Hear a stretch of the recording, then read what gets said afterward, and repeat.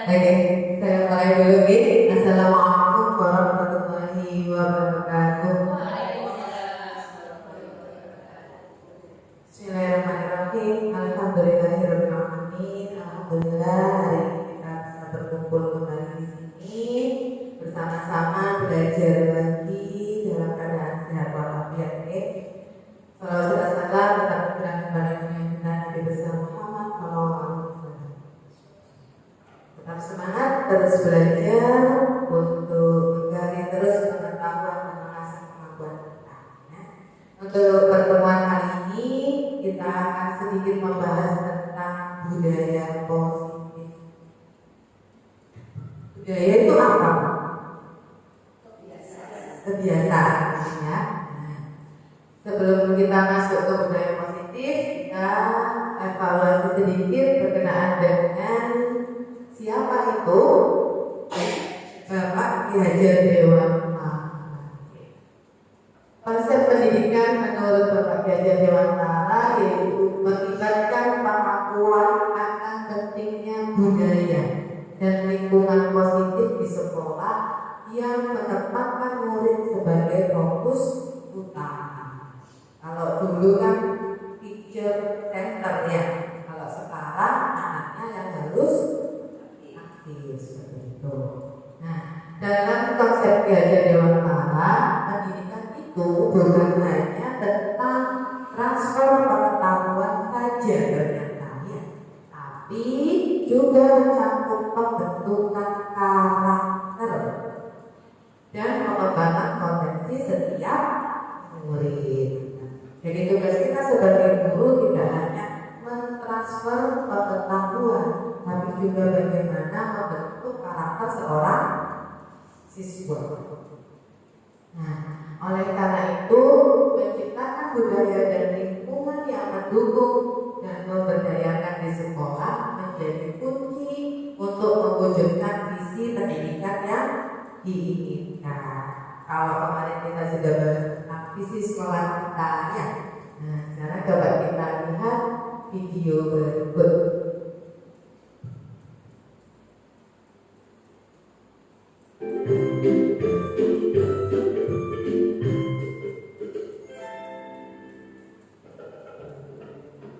Setiap tanggal 2 Mei kita memperingati Hari Pendidikan Nasional yang diambil dari hari kelahiran Ki Hajar Dewantara. Melalui pendidikan, Ki Hajar berjuang melawan penjajahan. Seperti apa ceritanya? Ayo teman-teman kita simak bersama. Ki Hajar Dewantara terlahir dengan nama Raden Mas Suwardi Suryandra pada tanggal 2 Mei 1889. Ia dibesarkan dalam lingkungan keraton Pakualam di Yogyakarta. Ki Hajar sempat kuliah di Setia atau Sekolah Dokter Pribumi. Kemudian ia bekerja sebagai wartawan di koran seperti Utusan Media dan Kaum Muda. Sejak muda, Ki Hajar berani menentang pemerintah kolonial Belanda. Bersama George Becker dan Cipto Mangunkusumo, ia mendirikan Indeks Partis pada tahun 1912 yang bertujuan mencapai Indonesia merdeka. Akibat kritiknya pada pemerintah Belanda dalam tulisan Seandainya Aku Sama Belanda, Ki Hajar diasingkan ke Pulau Bangka. George Becker dan Cipto Mangunkusumo membela sahabat mereka, sehingga akhirnya tiga saudara ini diasingkan bersama-sama ke negeri Belanda. Masa pengasihan Belanda dimanfaatkan Ki Hajar untuk mendalami dunia pendidikan dan pengajaran. Pada tahun 1919, Ki Hajar kembali ke tanah air dan terus mengkritik pemerintah kolonial Belanda. Lewat tulisan-tulisan, akibatnya ia pun sering keluar masuk penjara. Tanggal 3 Juli 1922, Ki Hajar mendirikan lembaga pendidikan mahasiswa di Yogyakarta. Sejak saat itu, Suwardi Suryandra memakai nama Ki Hajar Dewantara. Anak-anak dari semua kalangan, baik muda maupun rakyat biasa, bisa bersekolah di taman siswa. Perguruan ini memiliki slogan Innaso Siklo, Imario Mananaso, Tuturi Andalai. Artinya, di depan contoh, di tengah membangun semangat, dan di belakang memberi dorongan. Prinsip ini berlaku untuk semua pamong atau guru dan murid di tangan siswa. Setelah Indonesia merdeka, Presiden Soekarno mengangkat Ki Hajar sebagai Menteri Pendidikan tetap. Semboyan Tugu Handayani itu hingga kini tetap dipakai dalam dunia pendidikan Indonesia. Bapak Ibu calon guru penggerak telah menyimak video profil sejarah Bapak Pendidikan Nasional kita Ki Hajar Dewantara. Pada kesempatan ini, izinkan saya untuk memaparkan refleksi saya terkait pemikiran Ki Hajar Dewantara untuk membuat kita lebih memahami impian besar beliau untuk membawa anak Indonesia mencapai kemerdekaan belajar. Ada dua hal yang ingin saya sampaikan di sini. Pertama, beliau berkata bahwa pendidikan adalah tempat persemaian benih-benih kebudayaan. Pada hal ini, Ki Hajar membuat sebuah koneksi dua hal yang tidak terpisahkan antara pendidikan dan kebudayaan. Dua hal ini adalah satu kesatuan.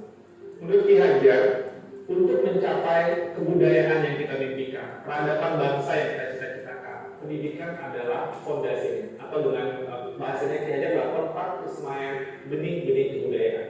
Dengan kata lain, pekerjaan yang kita lakukan di pendidikan bukan saja pekerjaan untuk anak bersekolah, ujian hasilnya baik, dan lain sebagainya, tapi adalah pekerjaan untuk menjemput kebudayaan yang kita cita-citakan. Dengan kata lain, ini adalah pekerjaan untuk membentuk peradaban. Jadi ini peran yang sangat penting antara pendidikan dan kebudayaan. Dua-duanya adalah satu ikatan yang tidak bisa dilepaskan. Yang kedua, inti dari filsafat Ki Hajar Dewantara itu adalah perubahan. Dalam hal ini, bagi saya, analogi yang tepat untuk filsafat Ki Hajar Dewantara itu adalah seperti tata surya.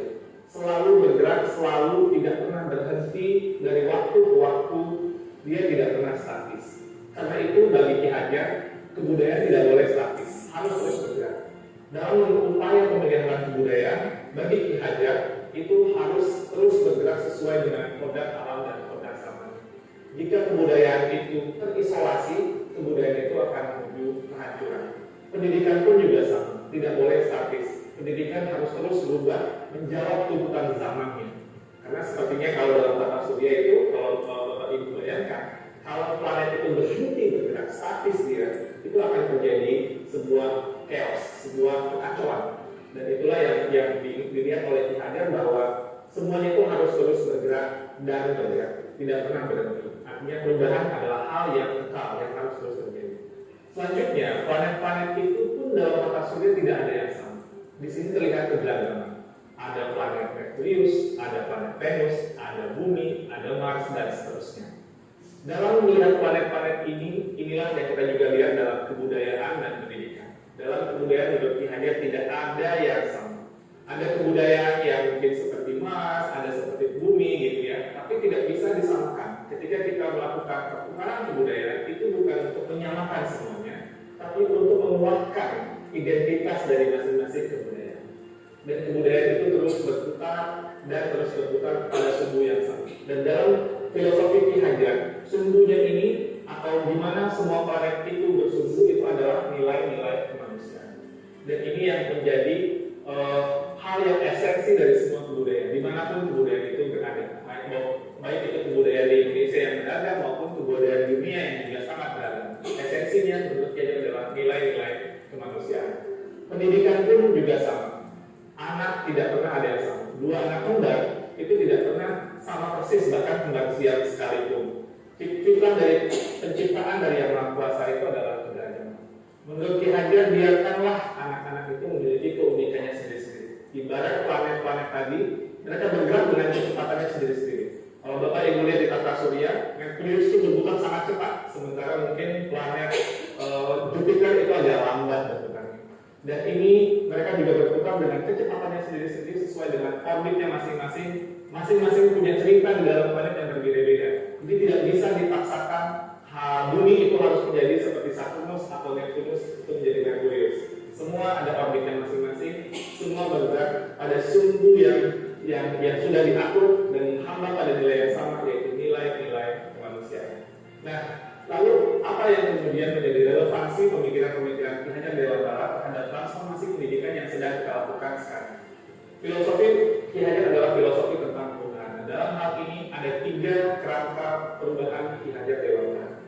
Yang pertama adalah kodrat keadaan.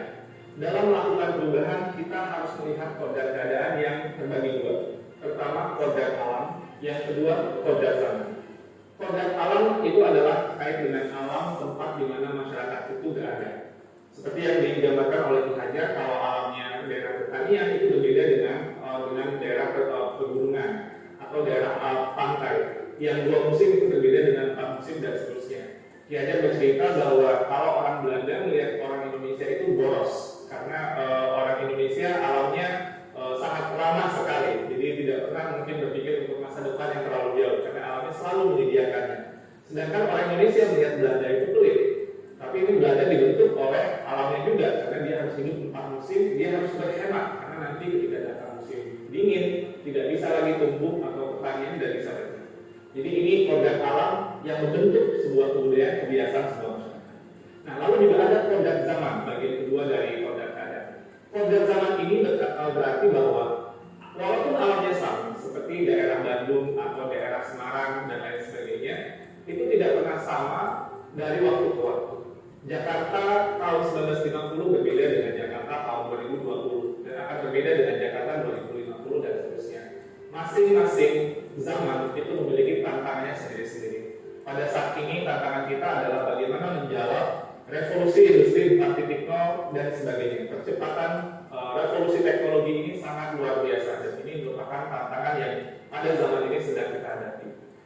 Lalu yang kedua adalah prinsip melakukan perubahan. Kalau tadi kodrat keadaan, yang kedua ini prinsip melakukan perubahan. Di sini ada yang namanya azas trikon, kontinuitas, konvergensi, dan konsentris.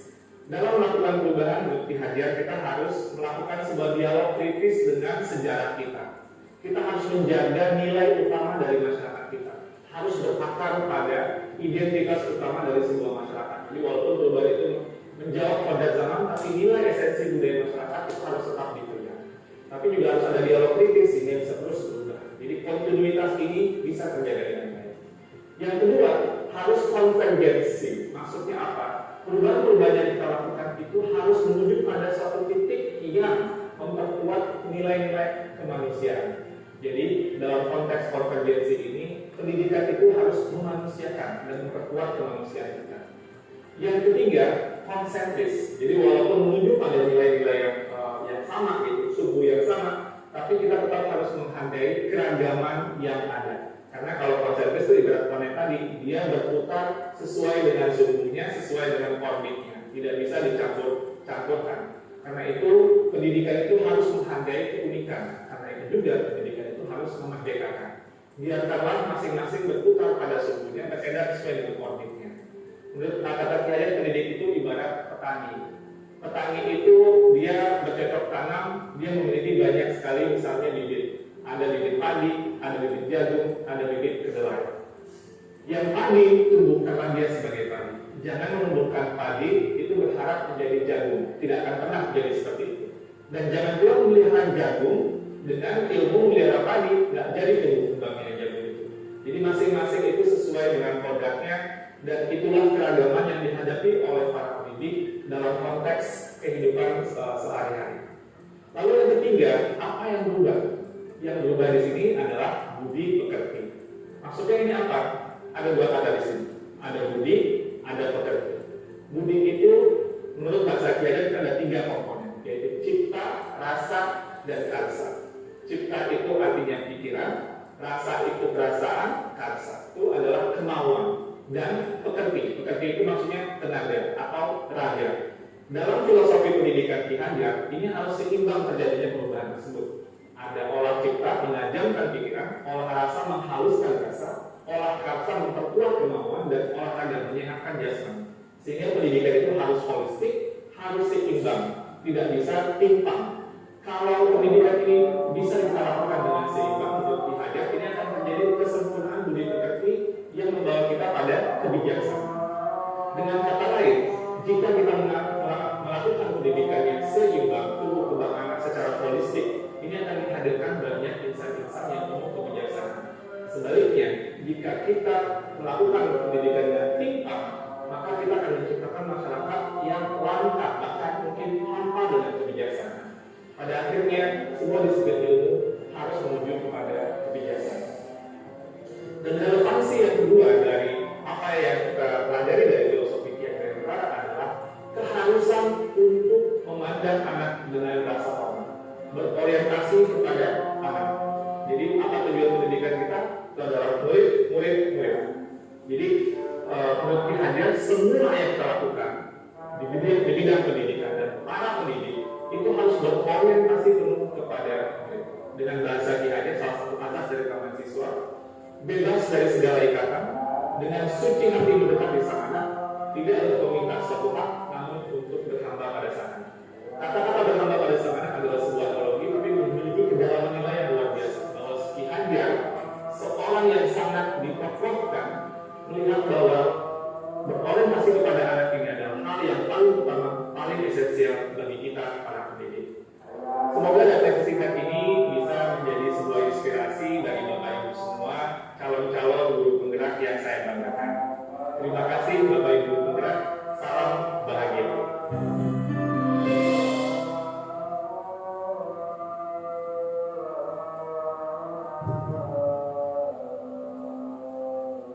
Cukup panjang gitu. Itu tadi adalah sedikit video berkenaan dengan apa? Filosofi Ki Hajar Dewantara. Masih ingat kan Bu apa semboyan dari Ki Hajar Dewantara? Ya, Ingarso Sudulodo, Yonaso, Tukuri Hajar. Ya, itu adalah semboyan Ki Hajar Dewantara. Saya minta mungkin dari Ibu Guru bisa sedikit mengulas apa yang bisa Ibu simpulkan berkenaan dengan filosofi Ki Hajar Dewantara yang telah Ibu lihat. Monggo, Wiyati mungkin. Monggo Wiyati ke depan. Di bawah ada paparan.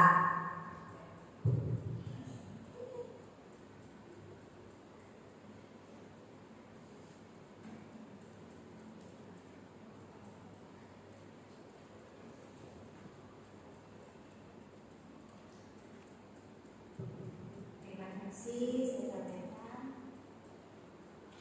masalah tadi adalah Ki Hajar Dewantara. Yang pertama yaitu pendidikan adalah merupakan pendidik kebudayaan. Pendidikan adalah fondasinya, jadi pendidikan adalah fondasinya. Yang kedua,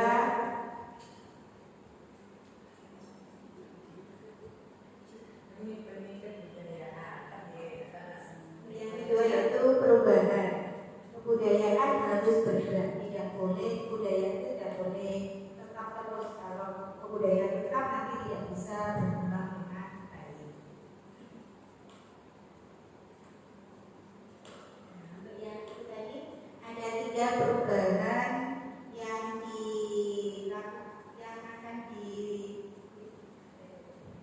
ada 3 perubahan dari Ki Hajar Dewantara. Yang pertama yaitu kodrat keadaban, yang kedua prinsip perubahan, dan yang ketiga adalah perubahan budi pekerti.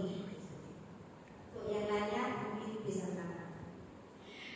Terima kasih untuk Bu Yati. Tepuk tangan dulu untuk Bu Yati. Betul sekali Ibu.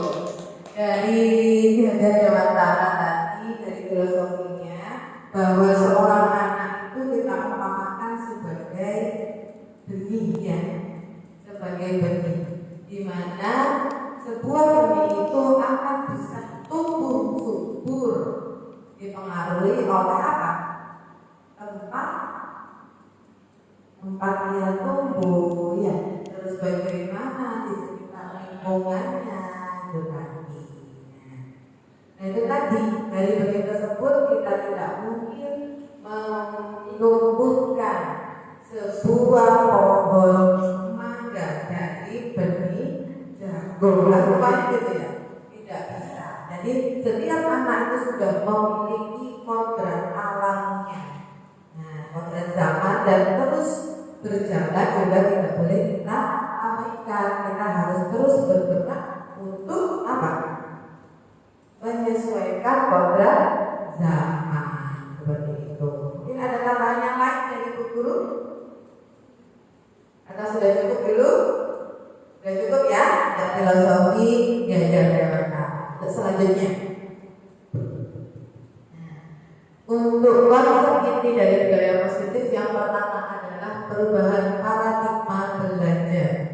Yang kedua, nilai-nilai kebajikan, motivasi, perilaku manusia, keyakinan kelas, disiplin positif, kebutuhan dasar manusia, posisi kontrol guru, dan ketiga restitusi. Pembelajaran paradigma baru. Sekarang kita tidak boleh apa tadi? Stagnan ya, tidak boleh berhenti. Kita harus terus mengikuti perkembangan. Maka dari itu sekarang kita mengenal pembelajaran paradigma baru. Pembelajaran paradigma baru merupakan pembelajaran yang dirancang berdasarkan prinsip pembelajaran berdiferensiasi, sehingga para peserta didik belajar sesuai kebutuhannya berdasarkan tahap perkembangan untuk mewujudkan profil pelajar Pancasila. Dua kata yang harus kita garis bawahi. Yang pertama yaitu berdiferensiasi. Apa pembelajaran yang berdiferensiasi itu?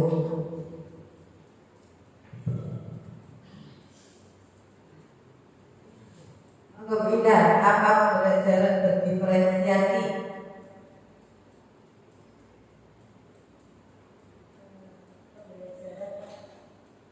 Belajarnya menyesuaikan minat, bakat, dan kemampuan peserta.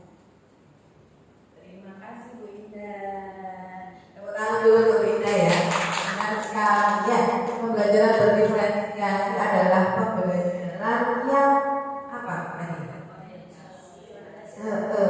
Berorientasi. Kita bisa menyediakan pembelajaran yang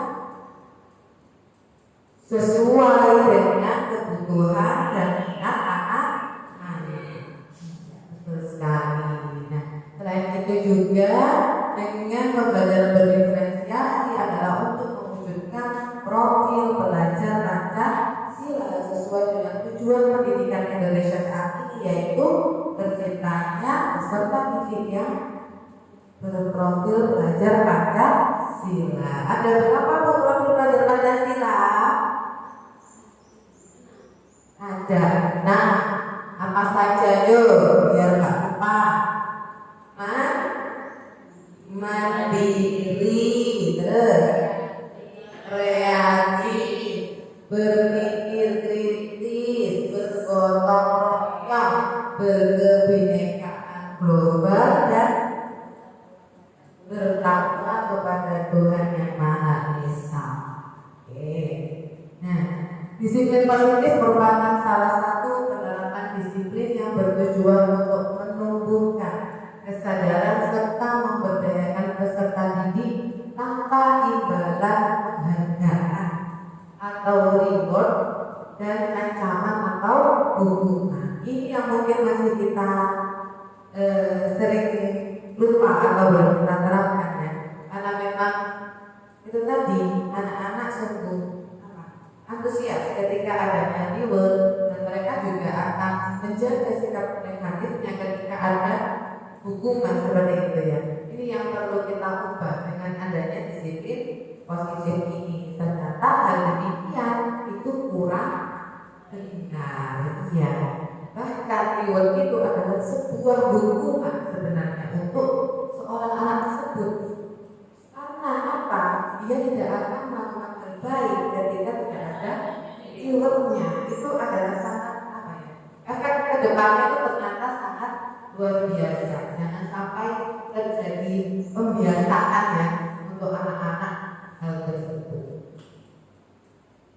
Ini sedikit kita lihat tentang penerapan disiplin yang ada di sekolah kami. Maaf Pak, saya terlambat. Berani, kamu lagi. Kamu tidak tahu pakai Bapak kasih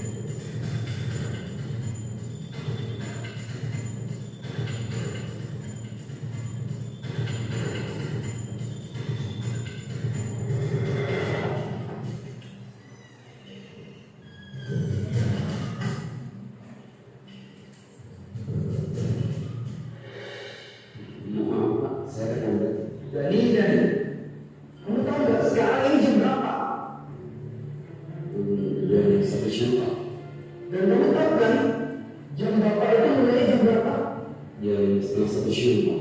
Kamu itu kan kelas siang ya? Kok masih bisa datangnya terlambat? Maaf Pak, sebenarnya saya Udah, sebagai hukumannya, tundukkan dulu tangan kamu. Ingat ya, jangan ya, jangan mencoba lagi. Kalau kalian untung, ada yang lagi lagi. Tahu aku lagi.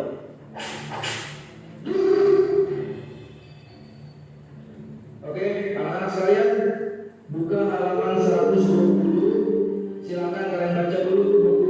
Bila ada yang ditanyakan, langsung tanyakan kepada Bapak.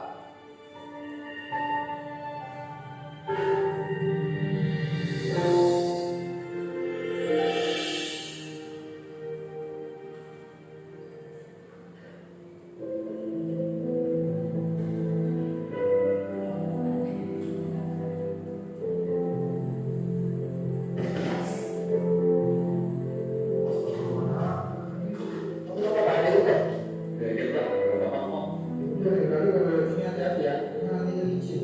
Ya Pak, terima kasih. Soalnya saya udah terlambat.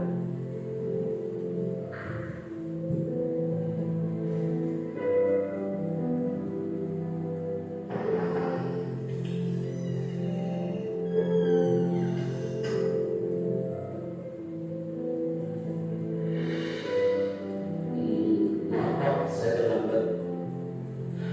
Berani lagi. Kenapa ya? Kamu ini kok gak bisa jadi anak disiplin seperti yang lainnya? Dari teman-teman kamu nih yang lain bisa datang tepat waktu. Bahkan ya, setengah jam sebelum jam Bapak mulai, mereka sudah datang. Maaf Pak, sebenarnya tadi Udah, dari dia. Bapak gak mau dengerin apapun alasan kamu. Kamu tahu kan? Harus apa? Sini, tanda tangan kamu. Jadi, dengar ya, kalau kamu masih datang lambat, Bapak gak akan segan-segan untuk selalu melakukan ini sama kamu setiap hari. Dan ini benar benar sama kamu. Ingat ya?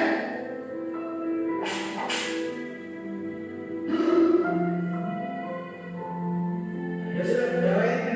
Perhatikan kembali. Kita lanjutkan pelajaran yang sebelumnya.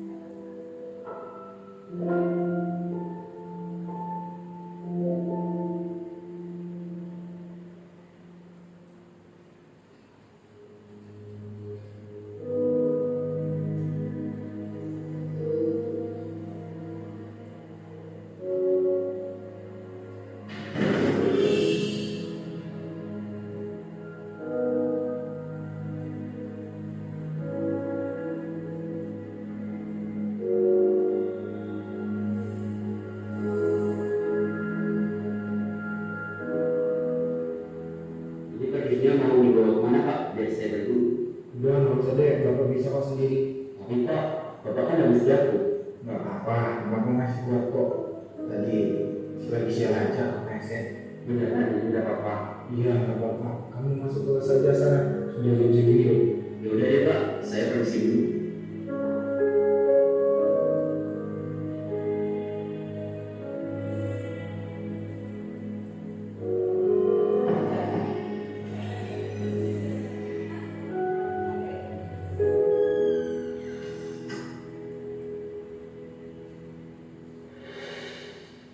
Maaf Pak, saya terlambat. Jadi, kamu lagi. Kamu tuh gak kapok-kapok ya, Bapak kasih hukuman. Kamu itu kan masuk siang loh. Kok bisa sampai terlambat seperti ini loh? Maaf Pak, saya Udah, capek Bapak tadi. Langsung aja, sini teman-teman.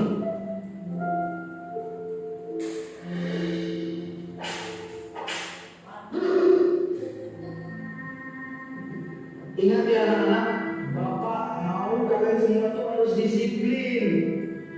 Jangan mencoba berani datang ke sekolah seenaknya aja. Datang terlambat, gimana mau sukses nantinya?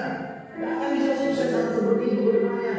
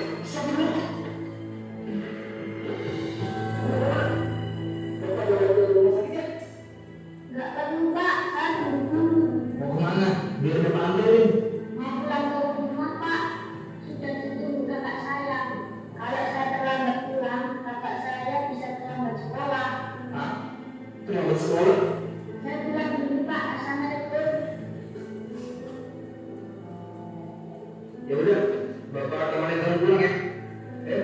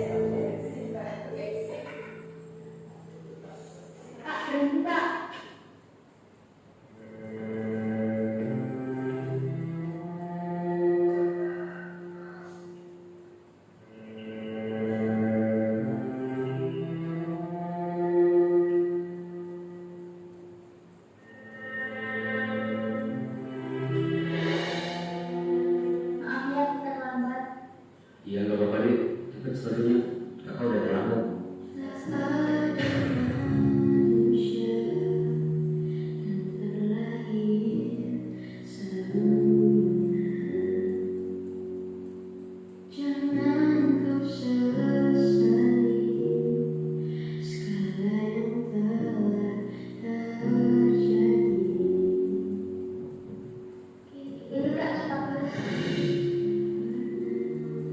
Loh, itu tangan kamu kenapa nih? Ini tadi habis jatuh kak. Ya Allah, nanti coba nih. Ya kak, ini nanti aku berarti. Kakak bantu deh. Ya kak, aku lagi. Assalamualaikum.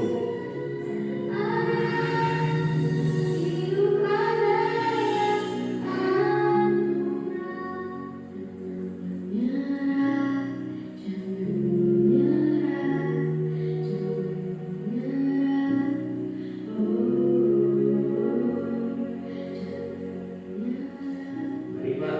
Ya, jadi.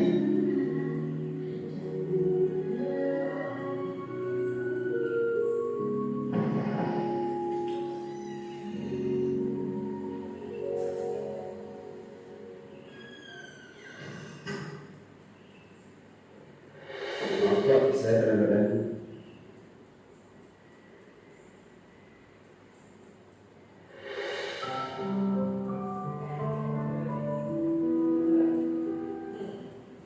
Mas Dani, maafkan Bapak ya.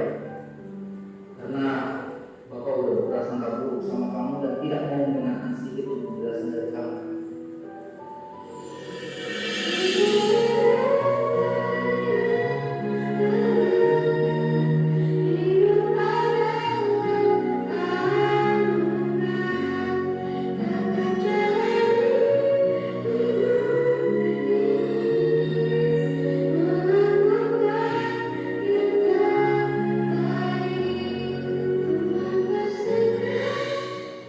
Oh iya Mas Dani, Bapak ada sesuatu buat kamu. Bentar ya. Ini Bapak ada hadiah, mungkin tidak seberapa buat kamu. Tolong diterima ya. Apa itu Pak? Ayo dibuka aja. Kamu lihat aja sendiri. Bapak yakin kamu pasti suka.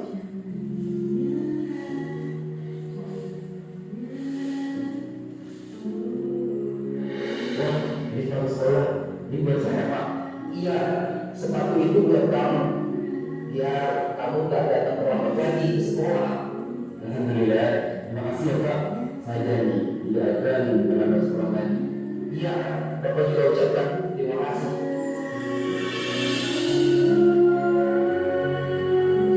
terbaik. 哦 iya Mas Dani, Bapak ada sesuatu buat kamu. Bentar ya. Ini buat saya Pak. Iya, sepatu itu buat kamu. Biar kamu gak datang terlambat lagi ke sekolah. Terima kasih ya kak. Iya, Bapak juga ucapkan terima kasih. 嗯。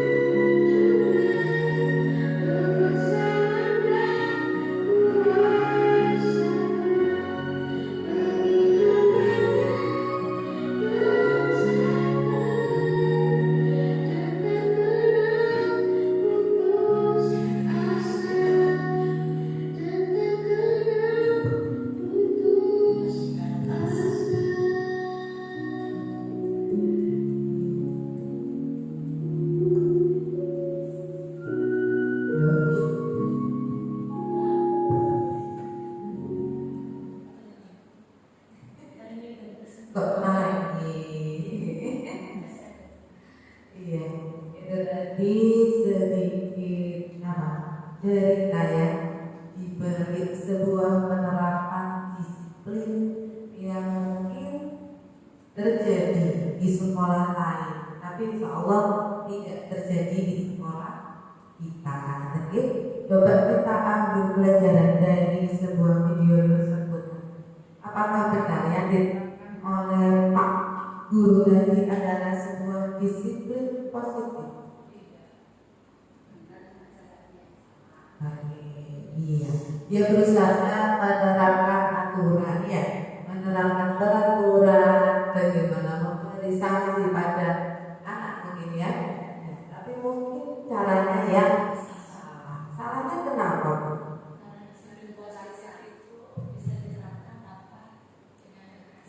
Tanpa adanya kekerasan ya, disiplin positif bisa kita terapkan tanpa adanya kekerasan. Seperti itu. Sepakat seperti itu, Bu? Ya. Tapi tetap kita bisa ambil pelajaran dari si bapak, Bu ya.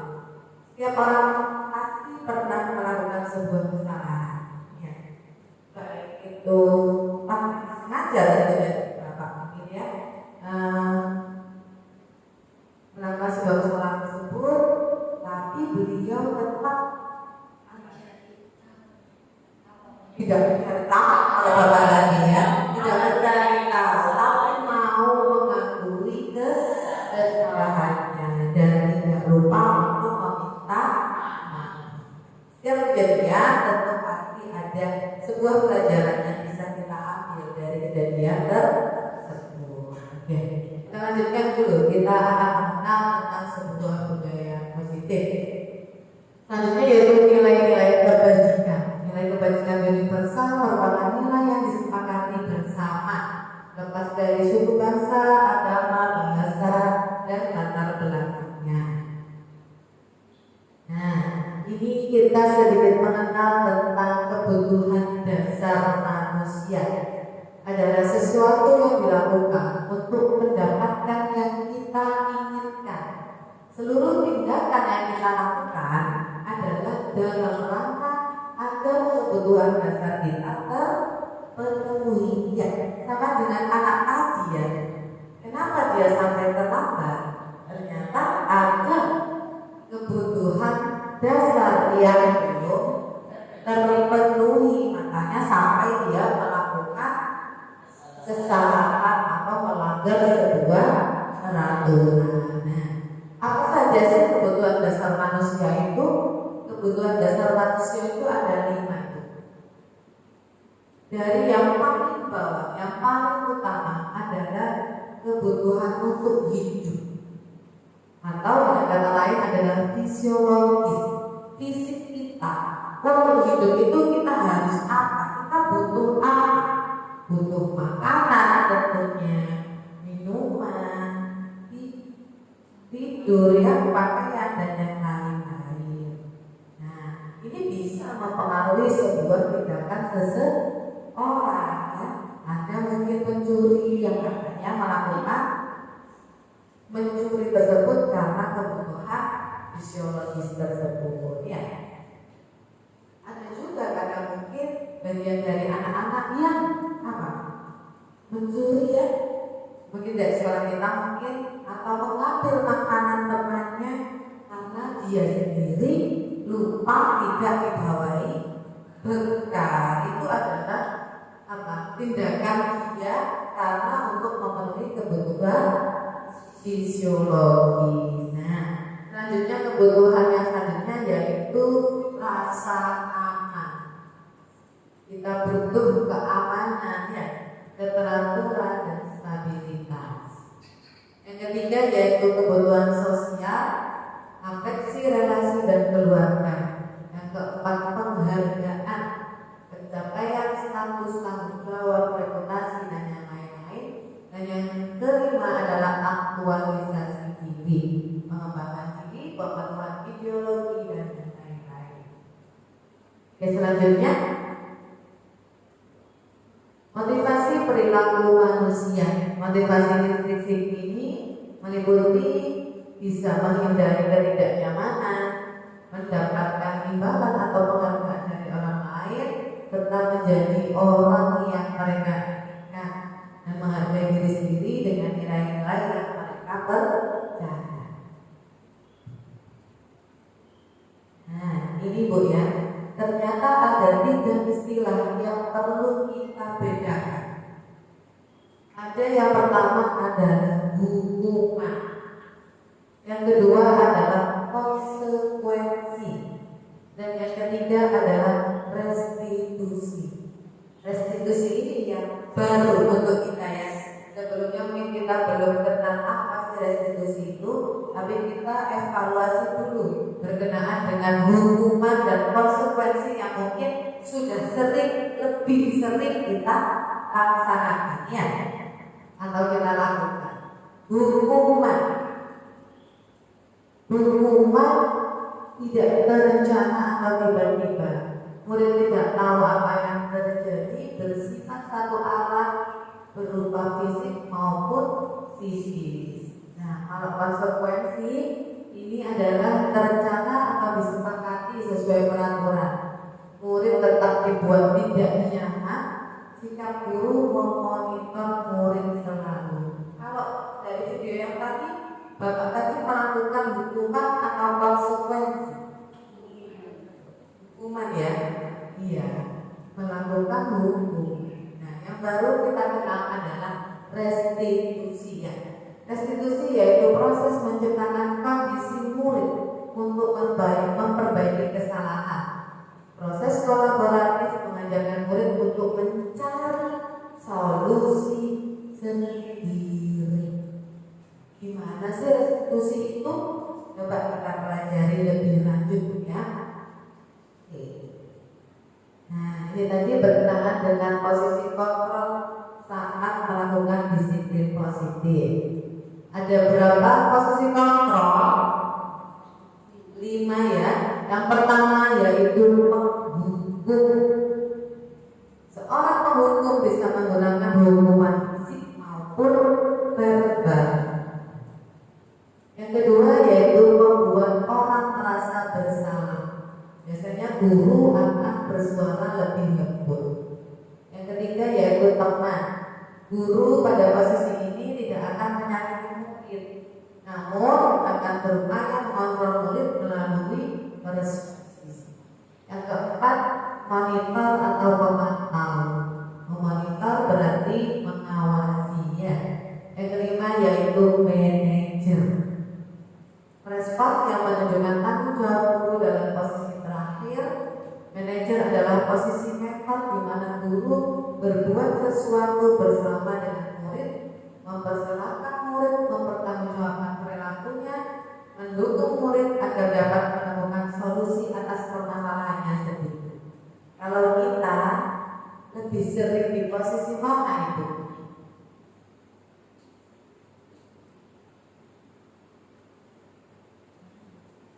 Apakah Bapak tadi, kalau Bapak yang tadi berada di posisi mana? Penghukum, ya betul. Karena dia langsung menggunakan hukuman fisik. Coba kalau yang membuat orang merasa bersalah itu seperti apa? Nah, biasanya gue begini. Nanti kan temennya jadi nangis, ya kan? Nah, seperti itu bisa membuat itu berada di posisi merasa bersalah. Jadi menghukumnya dengan cara membuat anak itu merasa bersalah. Ya. Nah, teman ini biasa sering kita lakukan. Dan yang paling bagus menurut ibu kita berada di posisi mana? Teman kan? Kalau teman itu berada di posisi tidak menyakiti murid ya, namun tetap berupaya mengontrol murid melalui persuasi. Bagus kalau teman, ya, betul. Iya, tapi yang lebih bagus adalah di manajer. Nah, ini yang kita perlu belajar bagaimana menerapkan disiplin positif dengan posisi kontrol manajer. manajer yaitu sebagai mentor ya, mana guru itu tadi bersama dengan murid mencari solusi. Itu yang mungkin kita bagaimana mengkomunikasikan dengan anak-anak kita yang masih agak susah, tapi kita tetap bisa belajar.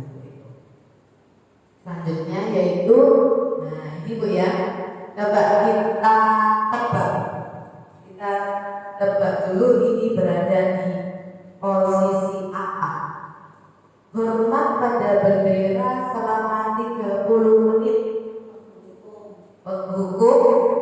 Oke. Kalau yang kedua, beberapa kali ibu memberitahumu kamu selalu mengecewakan ibu. Merasa bersama. Oke. Ayo dong ikuti aturan sekolah. Kalau kata ibu ya, sudah tidak apa-apa, lain kali jangan seperti ini. Teman, kamu sudah melanggar peraturan sekolah, kamu tahu konsekuensinya. Apa tadi? Coba. Wanita. Oke. Terakhir, apakah kamu tahu kesalahanmu? Manajer. Ya, betul sekali Bu ya. Itu adalah posisi-posisi yang sudah ditebak oleh ibu semua. Berarti ibu sudah tahu. Oh, aku kayak gini nih berarti berada di posisi ini nih.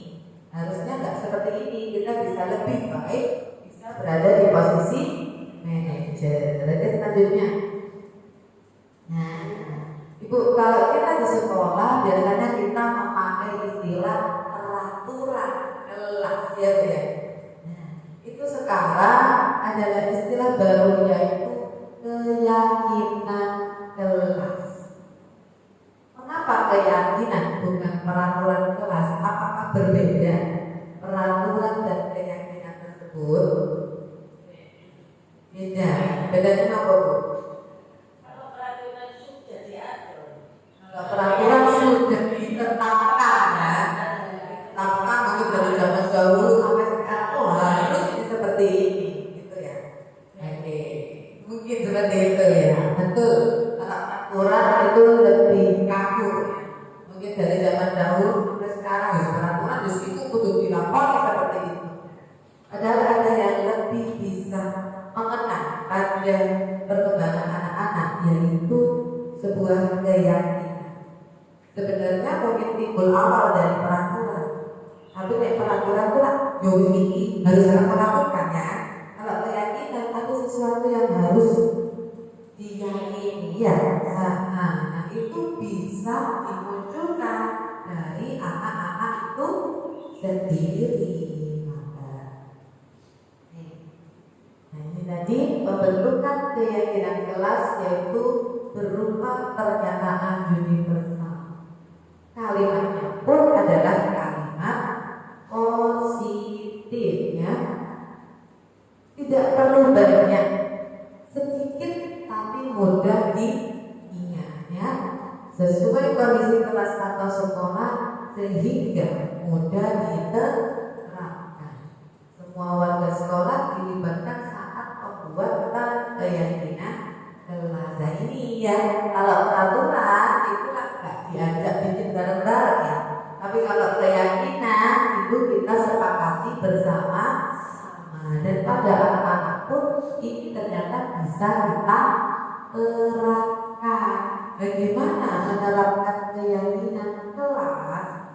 Nanti sudah nggak ada itu peraturan, kita ganti dengan keyakinan. Karena keyakinan itu apa? Disepakati bersama-sama dan bisa ada masukan dari anak-anak. Oke. Nah, coba saya di sini punya gambar dulu.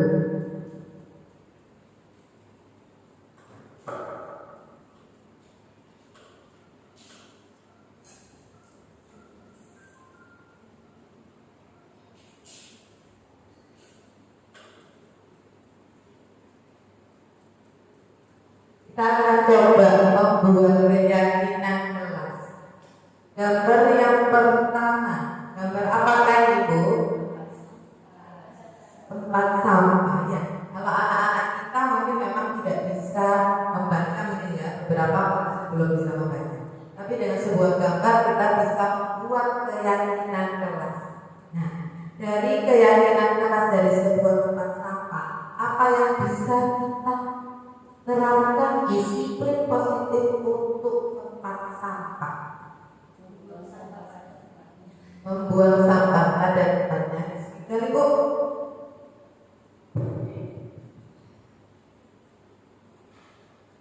Bisa ditulis membuang sampah pada tempatnya.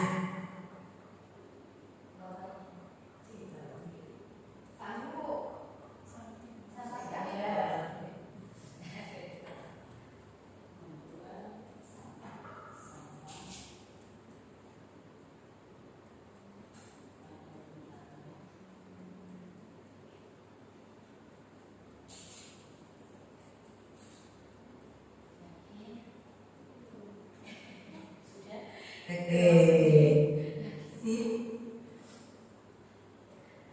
hebat sekali ya.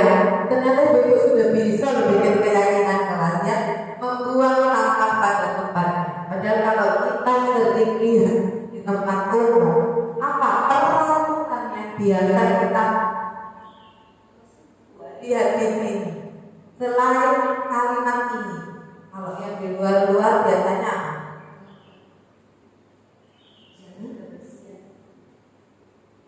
Jarang kalau saya dengar ada dilarang buang sampah sembarangan, ya kan? Nah, itu yang mungkin bisa membedakan. Dilarang membuang sampah sembarangan adalah kalimat negatif, ya. Kalimat positifnya adalah lebih tepat, yaitu membuang sampah pada tempatnya. Oke. Keyakinan kelas yang kedua, ada gambar anak, dua anak yang sedang berbicara, ya, berbicara. Coba keyakinan kelas apa yang bisa kita sepakati dari gambar tersebut? Oke, monggo bisa dituliskan Ibu. Ibu, ada yang bilang dilarang berteriak. Dilarang berteriak itu termasuk kalimat apa? Negatif. Berarti kita cari solusi. Kalimat positifnya seperti apa? Karena anak-anak itu biasanya dilarangi hilang, ya kan? Tapi malah dilakukan ketika kita memakai kalimat negatif. Kita ganti dengan kalimat positif. Oke, silakan ditulis Bu Indi.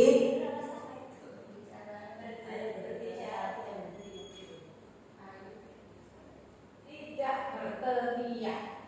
Itu masih termasuk berteriak.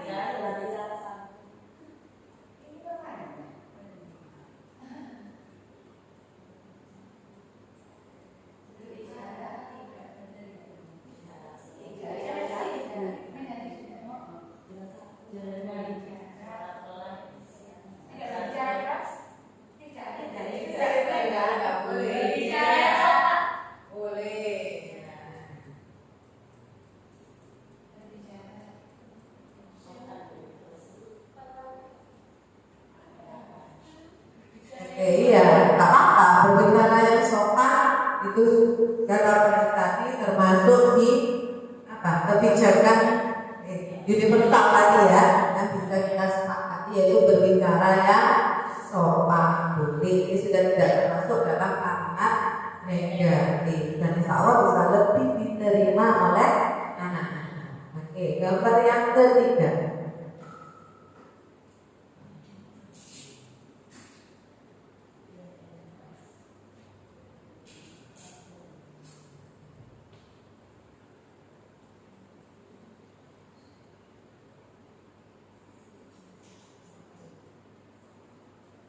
Apa Ibu? Nanti waktunya apa? Nah, bagaimana disiplin positif yang mau kita terapkan berkenaan dengan kegiatan makan anak-anak? Bolehkah makan di dalam kelas? Boleh, karena anak sebenarnya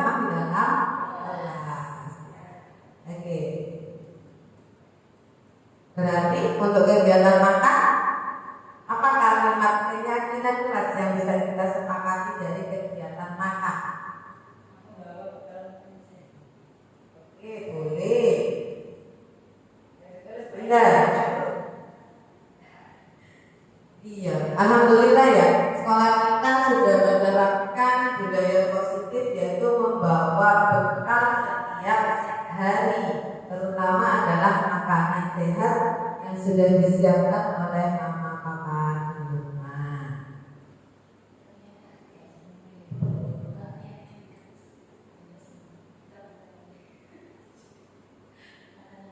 Ini yang mungkin bisa kita bahas besok ketika kegiatan MTLS. Terima kasih Ustaz. Membawa bekal makanan sehat. Ini juga keyakinan kelas yang bisa kita sepakati. Ada suatu apa? Universal tadi ya, yaitu makanan sehat yang bisa kita kenalkan pada anak-anak. Apa saja makanan sehat itu? Boleh kamu bawa ciki-ciki? Ya, apa dampaknya ketika tidak membawa makanan sehat? Seperti itu ya. Oke, yang terakhir.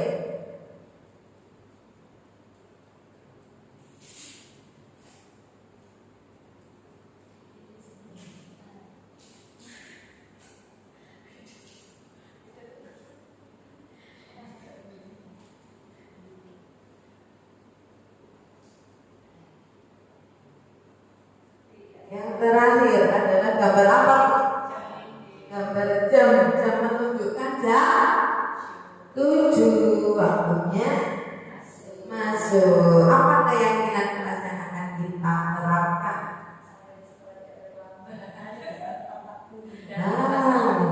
Apa? Sebelah sana lagi. Uyen nomor ini. Hanya 4 Bu. Hanya cukup 4, tidak perlu banyak, tapi yang terpenting ini bisa disepakati oleh anak-anak.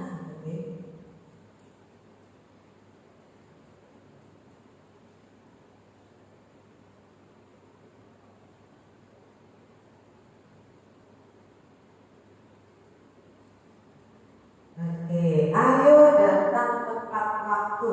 Kalimat ajakan loh. Bu Guru sudah tepat waktu? Alhamdulillah, tak ada telat, tapi pintar ya. Iya. Mungkin anak-anak yang masih sering datang terlambat ya, berbagai alasan pun sebenarnya banyak. Mungkin bisa loh kita coba terapkan keyakinan kelas ini di awal tahun ajaran, atau mungkin bisa kita coba satu saja kita jelaskan pada anak-anak. Kita gali keyakinan kelas bersama-sama, disepakati apakah ke depan ada perubahan dari anak-anak tersebut. Nah, kalimat yang terakhir adalah ayo datang tepat waktu. Ini sudah kalimat positif? Sudah ya. Jadi dari keempat ini coba bisa kita terapkan besok pada anak-anak berkenaan dengan keyakinan kelas.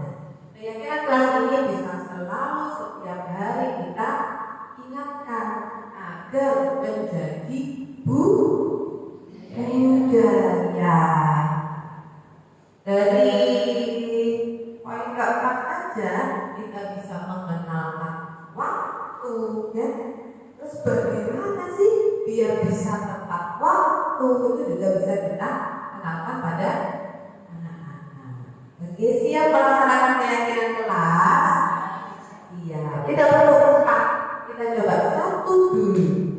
Ya, kita coba satu dulu. Apakah mereka ada perubahan? Satu, tapi yang benar-benar apa? Mengena untuk mereka. Dan terus kita pantau, oke? Itu adalah keyakinan kelas. Oke, selanjutnya. Nah, ini kan Ibu segitiga restitusi ya. Kalau dalam istilah yang lama, keyakinan kelas ini adalah sebuah peraturan ya, yang ketika dilanggar akan mendapatkan hukuman. Ya. Ternyata hal tersebut tidak memberikan dampak positif pada perkembangan anak-anak. Seperti tadi, peraturan yang diterapkan terus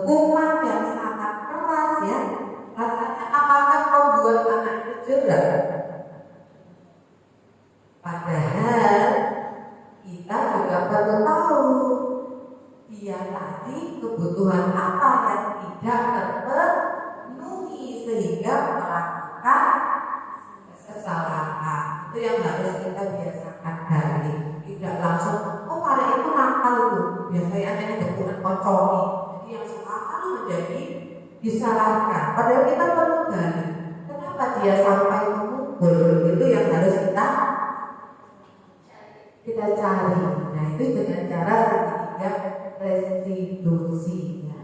Segitiga restitusi adalah suatu proses dialog yang dijalankan oleh guru agar dapat menghasilkan murid yang mandiri dan bertanggung jawab.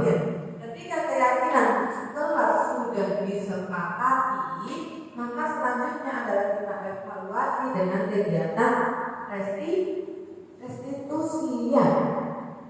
Kegiatan segitiga restitusi itu yang pertama, Bu, yaitu validasi. Yang pertama adalah menstabilkan identitas ya. Yang pertama adalah menstabilkan identitas. Terus validasi kebutuhan dan menanyakan keyakinan. Oke, selanjutnya menstabilkan identitas ya. Ketika seorang anak melakukan sebuah kesalahan atau mungkin melanggar keyakinan kelas ya, berdasarkan prinsip pembuat apa itu bisa diedit Bu.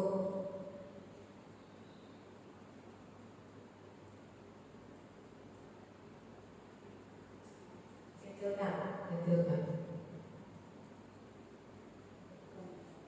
Oke. Berdasarkan prinsip membuat kesalahan adalah bagian dari proses pembelajaran. Salah ada pelajarannya ya kan, ada pelajaran yang bisa kita ambil. Jadi yang pertama harus ditanamkan adalah menstabilkan identitas. Apa sih itu ya? Kita posisikan dulu kita agar mereka mau bercerita ya. Kita stabilkan dulu dengan cara contohnya seperti itu Bu. Berbuat salah itu wajar. Tidak ada manusia yang sempurna. Jadi kita berada di posisi tidak menyalahkan dia, katanya. Tapi kita itu tadi menstabilkan identitas. Bapak Ibu juga pernah kok melakukan kesalahan. Ibu tidak mencari siapa yang salah, tapi Ibu ingin mencari solusi. Kamu berhak merasa begitu. Itu yang pertama. Yang kedua yaitu validasi tindakan yang salah. Berdasarkan prinsip setiap perilaku berupaya memenuhi suatu kebutuhan tertentu ya. Sama yang saya sampaikan tadi ya. Aku pasti punya alasan mengapa melakukan itu. Jangan ketika sudah melanggar sebuah keyakinan kelas mungkin langsung jenengan marahi, tapi dia tidak akan mau menyampaikan apa alasannya karena dia tahu ibu guru tidak membela saya ya kan, karena akhirnya dia takut duluan dan tidak mau menceritakan alasan dia. Sebaiknya itu tadi kita harus memposisikan diri untuk menstabilkan identitas, yaitu selanjutnya tindakan yang salah itu kita validasi. Kenapa kok dia sampai melakukan hal tersebut? Dan yang terakhir yaitu menanyakan keyakinan. Berdasarkan prinsip teori kontrol bahwa pada dasarnya kita termotivasi secara intrinsik ya. Apa keyakinan kelas kita? Nilai apa yang telah disepakati? Aku ingin menjadi orang yang seperti apa ya? Kalau tadi misalnya berbicaranya tidak sopan mungkin keras ya, mungkin kita bisa tanya, bolehkah seperti itu ya? Kenapa melakukan hal tersebut? Ke depan bolehkah seperti itu lagi? Jadi kita tidak berdiri sebagai posisi seorang penghukum, tapi sebagai seorang manajer yang mencari apa? Solusi bersama-sama. Nah, coba ini yang terakhir dari segitiga restitusi. Ini seringkali terjadi pada murid-murid kita ya. Nah, Ica mengejek Akila karena nilainya jelek. Nah, tadi saya sudah menjelaskan bagaimana segitiga restitusi. Sekarang saya minta ibu ada yang praktek ke depan. Siapa yang jadi guru, siapa yang jadi Ica, dan juga Akila. Yuk, siapa yuk yang belum tadi? Yuk maju. Monggo ayo ke depan biar cepat selesai. Akila, Ica mengejek Akila. Siapa yuk? Jadi guru loh ayo. Siapa yang jadi guru ayo? Oh, jadi guru. Sekarang Mbak Ica itu siapa? Fitri, ayo Fitri. Fitri dari apa? Kita jadi bu guru katanya melakukan segitiga restitusi. Yang pertama tadi apa Bu? Menstabilkan identitas ya. Yang kedua yaitu memvalidasi tindakan yang salah. Dan yang ketiga apa yang ketiga? Menanyakan keyakinan. Sudah siap Bu Fitri? Menstabilkan tadi contohnya seperti apa? Dapat dibuka Bu Ana. Menstabilkan identitas. Nah, kita memposisikan tidak menyalahkan si Ica. Oke. Nilainya jelek, bintangnya cuma 2. Tidak lah ya.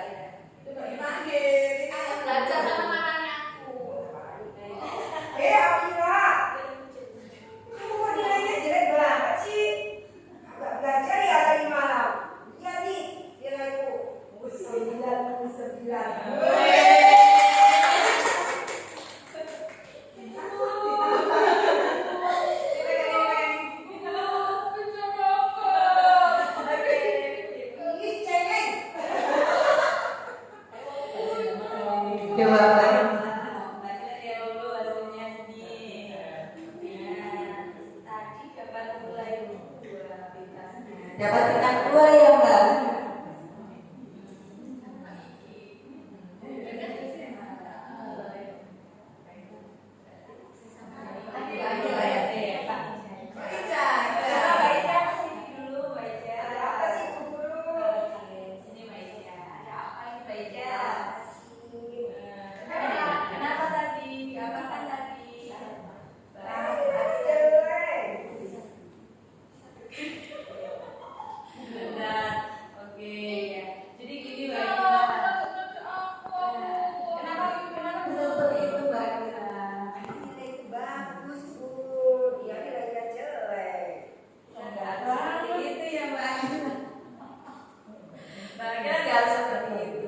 Coba ditanya dulu nilainya bintang 2 itu kan apa?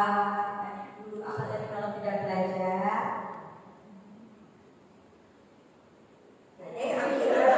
Aku lupa belajar ya kayak malam.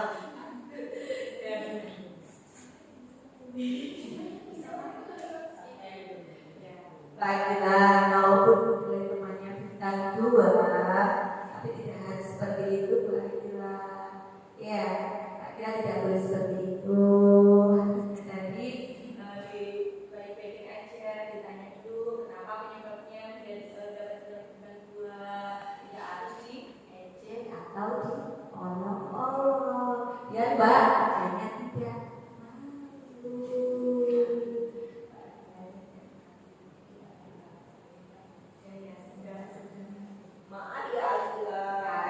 agak berdamai dulu yuk. Salam, ya bersama teman tidak saling menyayangi, tidak boleh saling mengejek, dan tidak boleh diulangi lagi.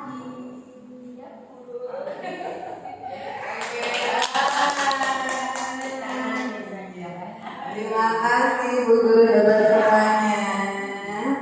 Seperti itu ya. Memang sering anak-anak sebenarnya melakukan tidak melaksanakan keyakinan kelasnya. Mungkin itu yang bisa kita tekankan pada anak-anak dan selalu kita ingatkan. Dan jangan lupa proses segitiga restitusi, karena setiap anak, setiap orang melakukan sesuatu tindakan itu pasti ada alasannya, dorongan apa yang kebutuhannya tidak terpenuhi. Oke. Itu tadi untuk kegiatan segitiga restitusi, Bu ya. Nah, ini adalah budaya positif yang mungkin sudah kita terapkan di sekolah kita, tapi mungkin kita harus terus, Bu ya, terus menerus untuk selalu mengingatkan. Percuma ketika sebuah budaya positif yang kita sudah sepakati hanya kita laksanakan di awal-awal saja, atau hanya ada ketika ada saya, tapi di hari-hari selanjutnya ketika tidak ada saya atau yang lain dengan lalai, akhirnya budaya positif yang sudah kita laksanakan itu akhirnya hilang ya. Budaya positif yang mungkin tidak dipunya oleh kepala lain dan sudah kita laksanakan adalah apa Bu? Diri berbagi. Diri berbagi ini yang mungkin ternyata setelah kita evaluasi sebenarnya ada dampak positif yang baik dari kegiatan diri berbagi itu. Tapi ada di beberapa kelas mungkin yang hanya sekedar apa? Oke, kumpulin aja dan dibuat seperti itu. Padahal di situ sebagai jenengan bisa sebagai guru bisa menjelaskan ya, menjelaskan bagaimana budaya diri berbagi ini, apa manfaatnya, kenapa kita harus berbagi ya, terus bagaimana sih ketika kita bisa mengambil makanan di diri berbagi tersebut, itu ternyata menjadi sebuah motivasi untuk anak-anak lain. Tidak boleh atau kita ketika belum menghabiskan bekal kita tidak bisa mengambil di diri berbagi, itu menjadi motivasi dia untuk menghabiskan bekalnya terlebih dahulu baru bisa mengambil di diri berbagi. Berbeda ketika di kelas yang lain ternyata ya udah kita dibagi tapi tidak ada apa? Itu tadi ya, tidak disepakati keyakinan kelas yang bisa berdampak positif pada perkembangan anak-anak. Ini yang harus tetap kita pegang, ya. Sehingga budaya positif itu akan terus melekat pada diri. Semangat Ibu. Oke, tidak ada saya pun, ibu-ibu semua tetap menerapkan budaya positif ya. Jangan memposisikan diri sebagai seorang penghukum ya. Karena pernah Bu di beberapa tahun yang lalu sebelum kita mengenal mungkin tentang restitusi atau keyakinan kelas ya, bagaimana memberi hukuman itu sebenarnya tidak boleh ya kan. Pernah waktu itu seorang anak yang dihukum oleh seorang guru tangkap ya. Pada waktu itu tangkap itu rasanya sesuatu hal yang biasa ya, karena bukan menyakiti secara fisik mungkin ya, tapi penundaan emosi kan ya. Dia diberi waktu sendiri untuk mengatur emosinya, mungkin ternyata itu berdampak negatif untuk anak-anak yang lain yang melihat temanku loh dihukum berdiri, padahal si anak tersebut tidak dihukum karena aku dihukum berdiri sama guru.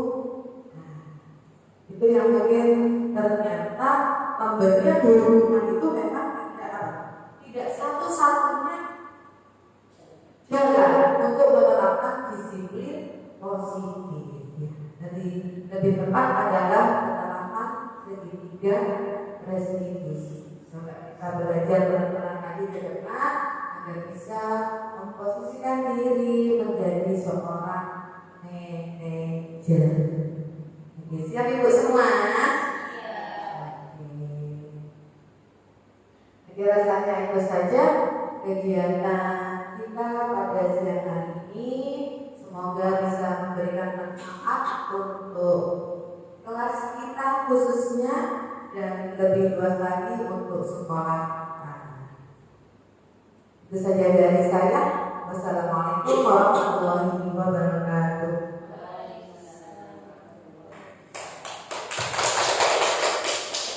Terima kasih.